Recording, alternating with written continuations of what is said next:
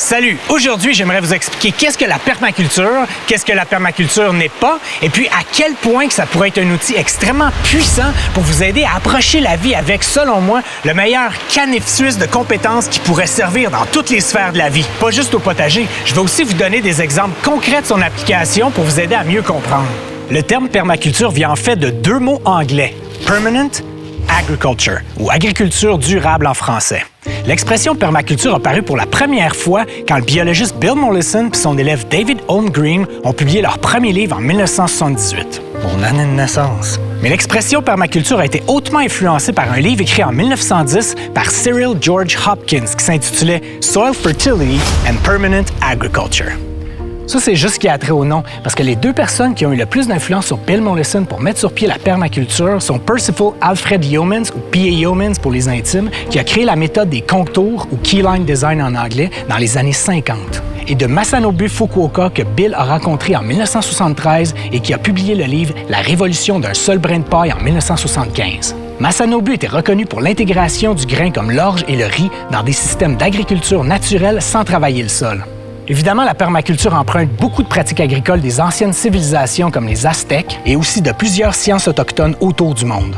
Au milieu des années 70, les Australiens Bill Mollison et David Holmgreen ont commencé à développer des idées qui vont être utilisées pour créer des systèmes agricoles stables. Leur motivation est venue principalement à force d'observer les méthodes agro-industrielles modernes qui polluaient l'eau, la terre, qui réduisaient la biodiversité, puis participaient activement à la destruction de millions de tonnes de sols fertiles par année. Une approche appelée permaculture a été leur réponse et a été rendue publique en 1978 avec la parution de leur premier livre, Permaculture 1, une agriculture pérenne pour l'autosuffisance et l'exploitation de toute taille. Puis quelques années après, ils ont sorti le livre Permaculture 2, livre dans lequel ils vont encore plus en profondeur et en détail après avoir testé puis mis en application leur méthode du premier livre. Le terme permaculture signifiait initialement agriculture permanente, mais a ensuite été étendu à culture permanente pour être capable d'intégrer les côtés sociaux et pédagogiques nécessaires à la durabilité d'un système. Parce que la permaculture affecte pas seulement le côté agricole. Ça englobe toutes les sphères nécessaires au développement humain,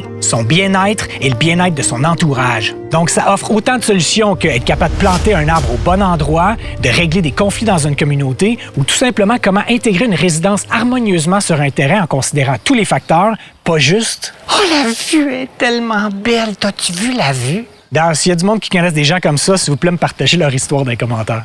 Et tout ça grâce à la science d'observation et de design qu'est la permaculture. Science qui a toujours eu en son centre l'efficacité énergétique. Que ce soit en gestion de ressources naturelles, limiter les déplacements, réduire ou éliminer les tâches répétitives ou mettre la gravité à notre service. L'idée, c'est toujours de pouvoir donner le plus de fonctions possible à chaque composante d'un système ou de maximiser le rendement d'un système en utilisant le moins d'énergie possible ou tout simplement en transformant des problèmes en solutions. Comme par exemple, si quelqu'un habite au Québec ou dans le nord de la France et qui aimerait planter 2 conifères sur sa propriété, la majorité des gens feraient juste les planter là où il y a le plus d'espace et où ils seraient mis en vedette. Mais ça serait de penser de manière unidimensionnelle. Tout comme ne pas s'abonner à ma chaîne. Grave erreur. Si on utilisait une approche de permaculture, on essaierait de trouver le plus de rôles possible aux nouveaux arbres pour maximiser leur efficacité sur le site. Idéalement, on en placerait un à l'ouest de la maison et l'autre au coin nord-ouest. Et mon raisonnement serait le suivant. 1. Il protégerait la maison des vents froids qui viennent principalement des vents dominants de l'ouest ou des vents froids du nord, ce qui réduirait la facture de chauffage pour l'hiver.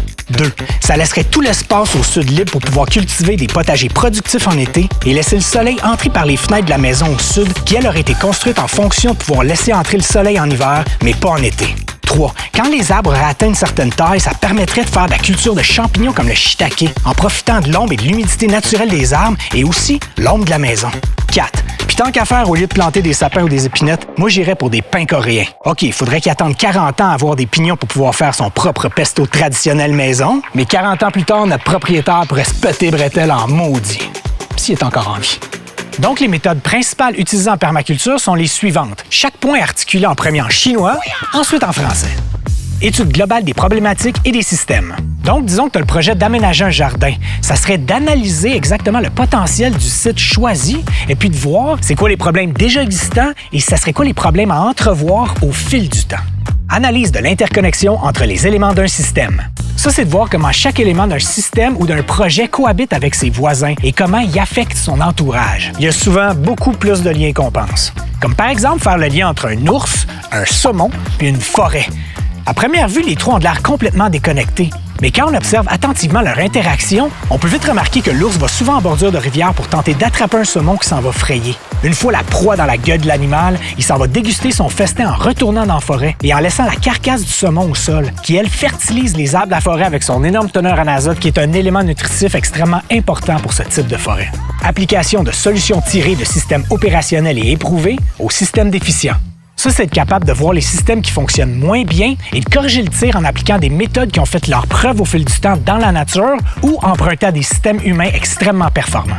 Analyse des écosystèmes naturels pour corriger les erreurs de l'implantation de l'activité humaine et planification d'une intégration optimale. Ça, c'est d'être capable de réparer les conneries que l'humain a faites pour maximiser les profits d'une corporation au détriment de son sol et de ses produits, disons dans le cas d'une ferme en monoculture. Ce que je ferais pour réhabiliter ce terrain-là, ça serait de creuser des swells énormes, mais distancés pour réhydrater le sol et limiter l'érosion. Et de replanter avec principalement des arbres qui fixent l'azote dans le sol autour de chaque swell pour recréer un type de savane. Ensuite, j'introduirai un certain type de champignons au système pour qu'ils puissent commencer à neutraliser les effets du glyphosate qui est assurément présent dans le sol, comme l'a démontré avec brio M. Paul Stamets, le champion du champi. Appliquer le biomimétisme, qui est juste en fait un mot fancy pour dire imiter la biologie. Donc, c'est d'observer puis de regarder la nature qui, elle, a continué de fonctionner par elle-même d'une manière résiliente pendant des millions d'années et d'intégrer le résultat de nos observations dans nos designs, nos technologies, nos communautés, dans nos habitations, dans nos jardins, etc. La permaculture s'appuie aussi sur une éthique. L'éthique de la permaculture pourrait être résumée ainsi. Préservation de l'environnement et de la biodiversité, volonté de construire une communauté visant au bien-être individuel et collectif, et partage des ressources et redistribution équitable des surplus au bénéfice de l'environnement et des humains. Et maintenant, qu'est-ce que la permaculture n'est pas? La permaculture, c'est pas une chose. Tu peux pas dire à quelqu'un « Hey, viens voir ma permaculture dans ma cour! » Non. Ton potager, même s'il était inspiré d'un design de permaculture, ça reste un potager. Et ça, ce n'est pas une butte de permaculture, s'il vous plaît. C'est simplement une butte de terre avec des déchets organiques. On pourrait l'appeler par son terme plus technique puis appeler ça hugelculture, mais c'est pas une butte de permaculture. D'ailleurs, c'est pas une méthode que je recommanderais dans un jardin ou un potager, sauf si vous avez vraiment beaucoup de bois enterré. Je conseillerais plutôt de l'utiliser comme du combustible, faire des copeaux de bois avec pour pailler des arbres ou comme matériel de construction, si ça s'applique. Une des missions les plus importantes pour mon mentor virtuel de permaculture, Jeff Lawton, était de pouvoir former le plus de professeurs et d'adeptes possible qui, à leur tour, pourraient former d'autres professeurs, d'autres adeptes, etc. pour aider à créer des jardins, des quartiers, des communautés où il fait bon vivre et où chaque élément a son rôle à jouer. La permaculture, c'est une science de design qui pourrait reconfigurer notre société puis notre planète au grand complet pour être capable de vivre harmonieusement en allant dans la même direction que la nature. Pas à contresens comme presque tout ce qui s'est fait dans le dernier centenaire. Donc, quel rôle ça jouerait un designer en permaculture? Un designer en permaculture est selon moi un petit peu comme un médecin généraliste, mais sans le salaire. Tu as un malaise en quelque part, donc tu vas voir un médecin généraliste qui, lui, va observer ton corps au complet pour voir c'est quoi la cause du mal. Mais c'est rarement lui qui administre les soins.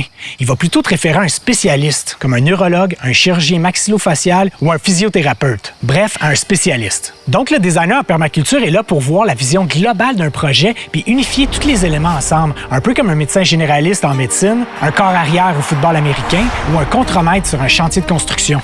Le designer en permaculture ne connaît pas chaque domaine autant à fond que chaque spécialiste respectif, mais il connaît le rôle puis le travail de chaque spécialiste d'une manière assez suffisante pour être capable de planifier et coordonner la structure de base, la ligne directrice et l'engrenage de chaque projet, peu importe sa taille. Je vais vous donner un exemple dans un contexte très ambitieux juste pour mieux vous expliquer le rôle du designer en permaculture. Disons qu'on veut créer un éco-village avec une trentaine de maisons, puis de rendre cet éco-village-là hautement interconnecté, résilient, qui gère son eau, ses déchets, qui possède sa propre économie, écologique, productif et où il fait bon vivre, qui produit la majorité de sa propre nourriture, etc.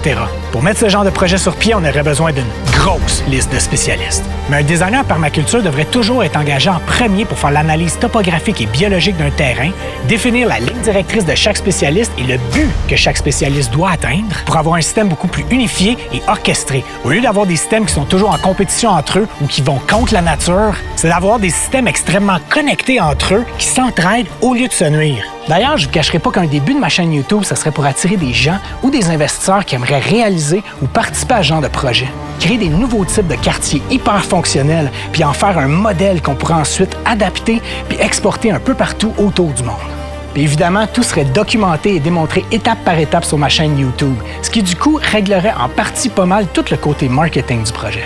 Un exemple que j'aime beaucoup est Village Homes à Davis en Californie, designé par le permaculteur Mike Corbett. L'implantation du design a commencé en 1975 et après presque 50 ans d'existence, ce village a définitivement fait ses preuves. Tout est designé en fonction de l'eau, du soleil, du vent et le bonheur d'y vivre. Le projet s'étend sur 70 acres, comprend 225 maisons et 20 blocs appartements, incluant 2 gros parcs. À première vue, ça a juste l'air d'une maudite belle banlieue, mais une banlieue qui fonctionne avec le même engrenage avec lequel Mère Nature a créé notre monde. Donc, si c'est le genre de projet qui vous intéresse ou si vous connaissez quelqu'un que ça pourrait intéresser, faites juste l'écrire dans les commentaires en bas. Puis on se book un petit meeting Zoom, puis on jase. Puis en cliquant ici, vous allez voir une vidéo où vous allez comprendre pourquoi j'aimerais travailler avec un groupe de spécialistes qui s'occuperaient de finaliser chaque détail pour que moi, je puisse me concentrer sur juste une chose à la fois. Ciao!